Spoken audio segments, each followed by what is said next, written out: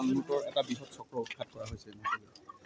হয়, আমাৰ গোপন খবৰ এটা আছিল যে জাল নোটৰ লগত জড়িত দুজনমান ব্যক্তিৰ আমি খবৰ পাইছিলোঁ। সেই খবৰৰ ভিত্তিত ইতিমধ্যে আমাৰ গোলাঘাট থানাৰ পৰা এটা অপাৰেশ্যন ষ্টাৰ্ট হ'ল, গোলাঘাট OC আৰু TSIৰ আণ্ডাৰত।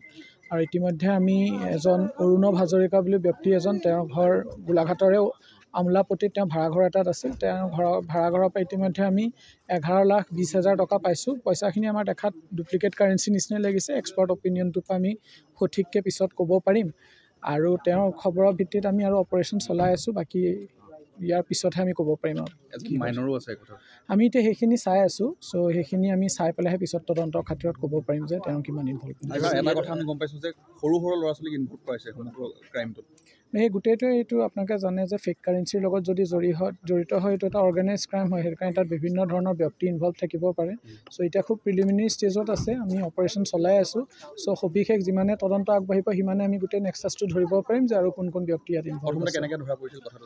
এইটো আমাৰ ইয়াত গোলাঘাটৰ এজন সচেতন ব্যক্তিয়ে আমাক তাৰপৰা খবৰ দিলে যে তেওঁৰ ওচৰত কেইজনমান ব্যক্তিয়ে কিবা বস্তু বজাৰ কৰিব আহোঁতে অলপ মানে তেনেকুৱা মানে যিটো পইচা তেওঁলোকে দিছে সেইটো অলপ সন্দেহজনক হয়। তেওঁ আৰক্ষীক খবৰ দিয়ে আৰু আমি ৰাইজকো আহ্বান জনাম যে হয়তো এনেকুৱা গ্ৰুপ হয়তো গোলাঘাটত আৰু বিয়পি থাকিব পাৰে। চ' তেওঁলোকে যদি তেনেকুৱা যদি সন্দেহজনক কাৰেঞ্চি পায়, আমাক যাতে ইমিডিয়েটলি গোলাঘাট থানা বা আৰক্ষীক যাতে খবৰ দিয়ে।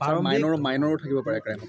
এইটো থাকিব পাৰে, কাৰণ আমি মাইনৰ বুলি তেওঁলোকে ক্ৰাইমত ইনভলভ আছে নাই নাজানো, কিন্তু হয়তো ছ'চাইটিত যিহেতু তেওঁলোকো থাকে, চ' কোনোবাই হয়তো তেওঁলোকৰো সুযোগ ল'ব পাৰে। চ' এই গোটেইখিনি তদন্তত ওলাব যে ইয়াত কোন পৰ্যায়ৰ মানুহ, কোনোবা হয়তো ভিক্টিমো হ'ব পাৰে। চ' তেওঁলোক একচুৱেলি ক্ৰিমিনেল নহয়, ভিক্টিমো হ'ব পাৰে যাক ব্যৱহাৰ কৰা গৈছে। এই গোটেইখিনি তদন্তত ওলাব।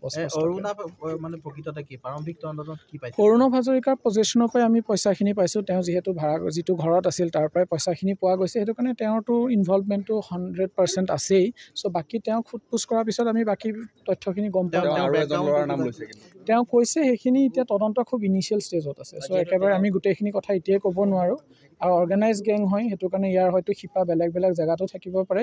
যিমানে তদন্ত আগবাঢ়িব আমি সিমানে বস্তুখিনি আৰু আগুৱাই লৈ যাব পাৰিম। অলপ দিগদাৰ হৈছে, কাৰণ এতিয়া বহুত কিবাকিনি কথা ওলাব পাৰে, কিন্তু ইনভেষ্টিগেশ্যনটোতো চাইণ্টিফিক আৰু ফেক্ট বেছডহে হ'ব। চ' যিখিনি তথ্য আমি তেওঁৰ পৰা পাম, আমি সেই খবৰৰ ভিত্তিতে তদন্তখিনি আগবঢ়াই নিবলৈ সক্ষম হ'ম। Thank U.